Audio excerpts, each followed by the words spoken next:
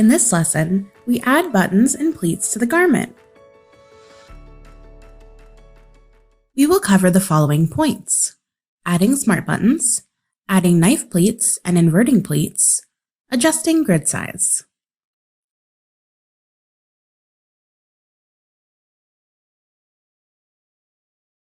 We can add a smart button to the materials using the drop-down menu in the Trims part of the Resources tabs.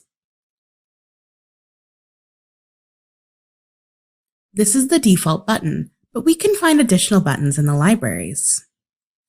Let's assign a default button first.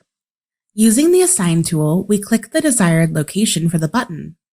Click the first internal point on the left front placket. Then click on the desired buttonhole location, which is the first internal point on the right front placket.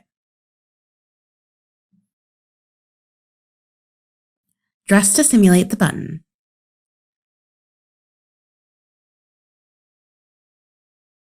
Let's look at button actions. To view button actions, use the Select tool and click on the button in the 2D or 3D window. Button actions are displayed in the context view. Type the desired value in the X or Y box to adjust the position of the button. For the denim jacket, we need to rotate the buttonhole.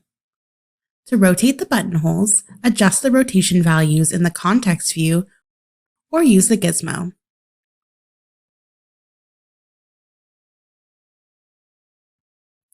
Next, we add the other buttons.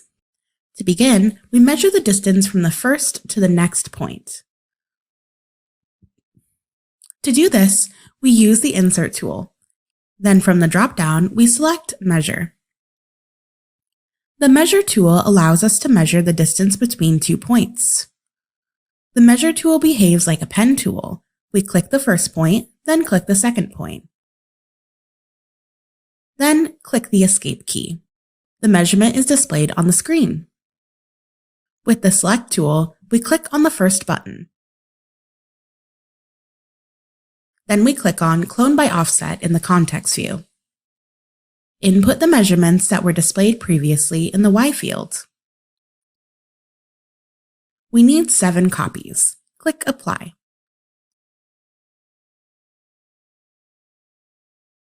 The button is duplicated along the placket patterns.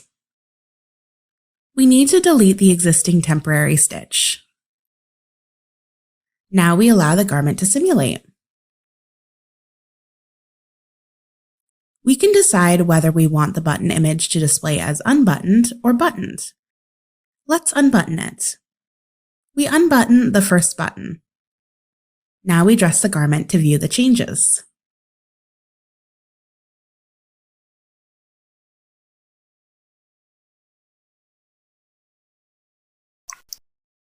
You may pause the lesson here if you need more time to assign the smart buttons along the front placket.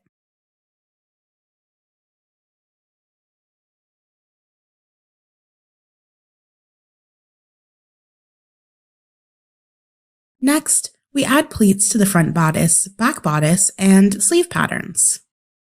The front bodice has knife pleats. To add pleats, select the Insert tool, then select Pleats from the drop-down. We select the edge where we need to add the first pleat. The default pleat is displayed. It extends across the piece perpendicular to the selected edge. The pleat is displayed with the following. The blue dot marks where the fold is. The circle with the plus sign marks the depth of the pleat inside the edge. The orange diamond marks the width of the pleat. Using the context view, or drag the points of the pleats in the 2D window to adjust their position.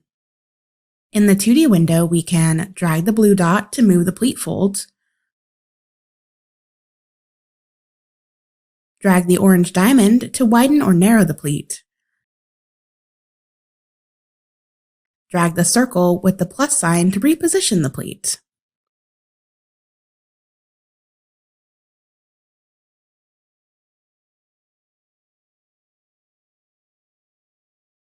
To make precise measurements, select the pleat and edit the values in the context view.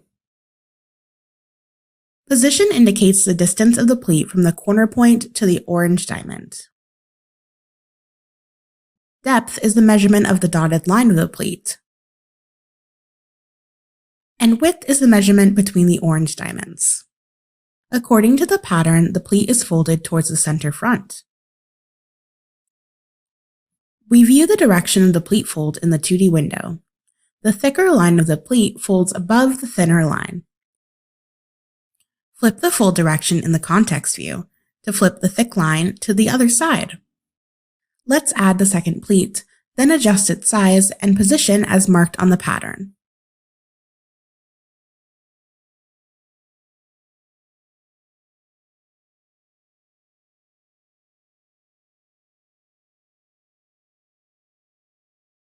Similarly, we also need to flip the fold direction. These pleats must be stitched down partially. According to the specification sheet, the first pleat is stitched down by 10 centimeters. And the second pleat is stitched by 8 centimeters. We dress the garment to view the results. When pleats do not simulate correctly, we use the styling tool to fix them. Use focus pinch to achieve more precise adjustments of the patterns.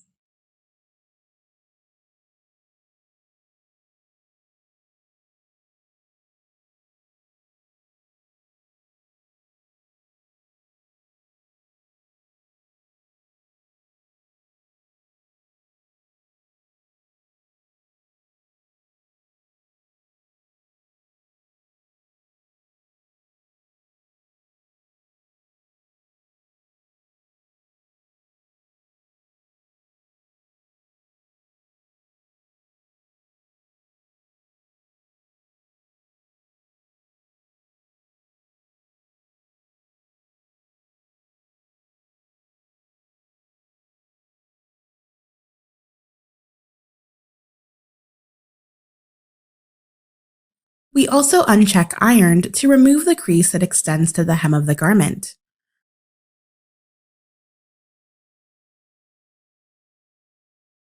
Dress the garment again to view the changes.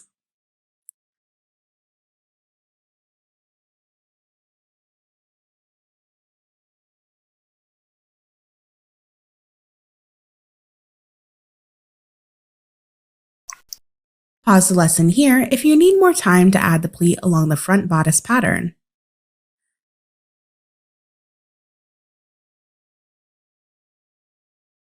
Next, we need to add an inverted pleat along the back pattern.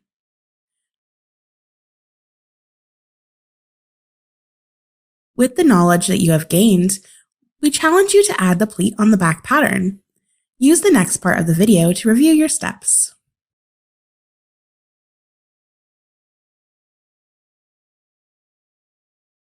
To add an inverted pleat on the back patterns, we need to add 2 pleats that fold towards each other. Using the Insert Pleat tool, we add 2 darts along the edge of the back pattern. Then we adjust the position and size of the pleat.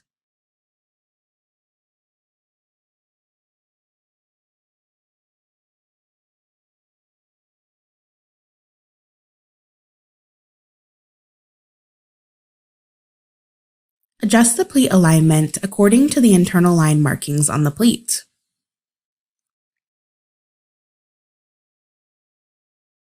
Next, we need to flip the fold direction so that the 2 pleats are folded towards one another. The inverted pleats need to be stitched together. To stitch 2 pleats together, we use internal lines. There are internal line markings on the pattern. We stitch them together.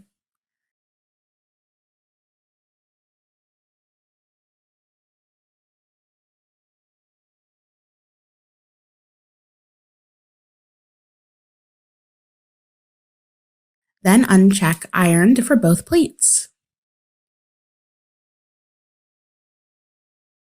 We dress the garment to simulate the pleat. Similarly, use focus pinch if necessary to style the pleats to simulate properly.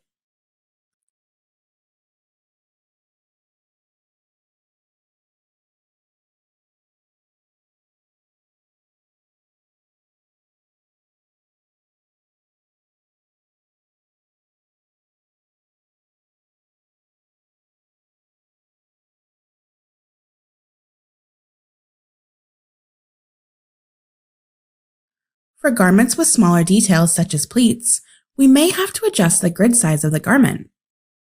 3D simulation of garments in V-Stitcher use a grid overlay, which enhances fabric physics and drape of the garment on the body. We view the grids in the Prepare mode. We may configure the grid height and width for each square of the grid on each pattern piece. The more points there are on the grid, the greater the detail shown in the simulation. For example, let's look at this bag made of polygons.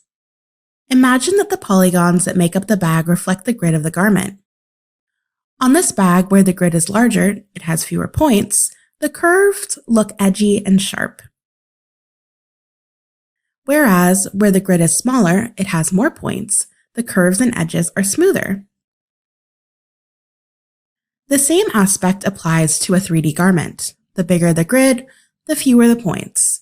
Less details and rougher edges are displayed. The smaller the grid, the more points on the grid. Greater detail and smoother edges are displayed, resulting in a more refined draping. We use this logic to help us achieve the best display of garments. To adjust the grid size, we use the Select tool and select a pattern piece. Then in the Context view, go to the Draping Properties section. The default grid size for all patterns is 1. 1 is the maximum grid size we recommend you to use. For much smaller patterns, we recommend 0.3. Typically, we gradually decrease the grid size until we achieve the ideal look. We adjust the patterns with pleats to grid size 0.7, and the pleats fold more smoothly.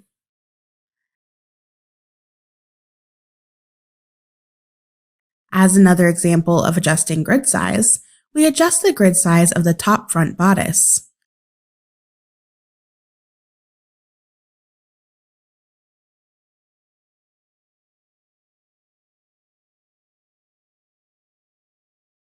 In this case, the gathers look much smoother and more detailed than the other side.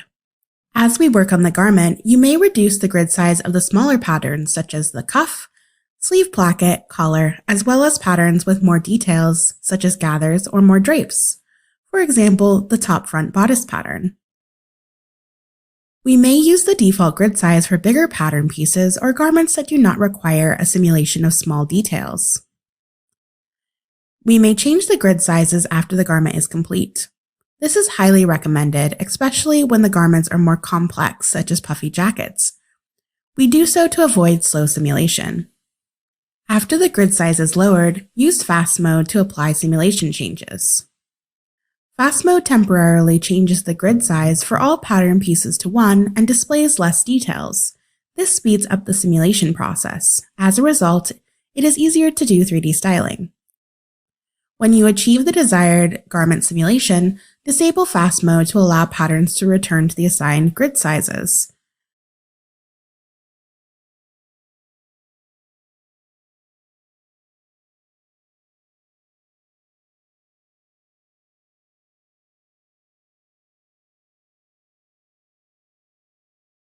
We save a snapshot and name it Pleats.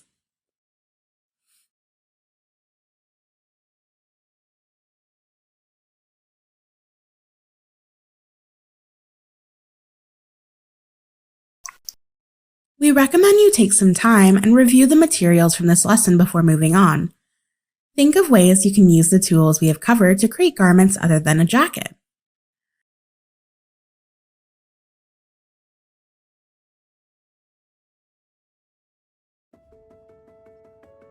For more information, refer to the Browseware Help Center.